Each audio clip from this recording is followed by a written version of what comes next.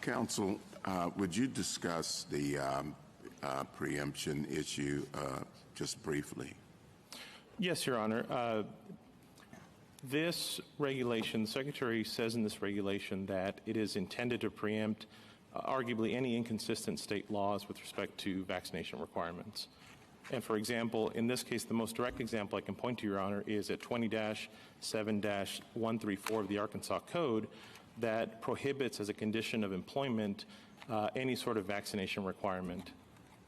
But that's somewhat ironic since the government relies on those other vaccinations to argue for this vaccination. But are all of the party states in the same position with respect to preemption?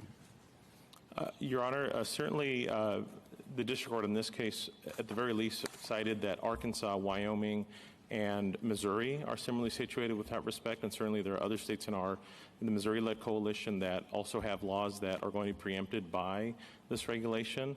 The key point here, Your Honor, just like in Mass VPA, is so long as one of us has one of these laws that would affect our duly enacted legislation through an unlawful mandate, it does present an issue on preemption. Now, that's independent, obviously, from other interests that the states have in this case, which is the states are the administrator.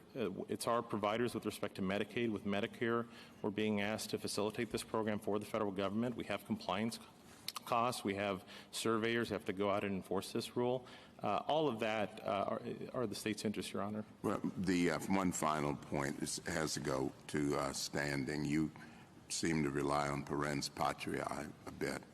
And would you discuss that standing and why we should apply that?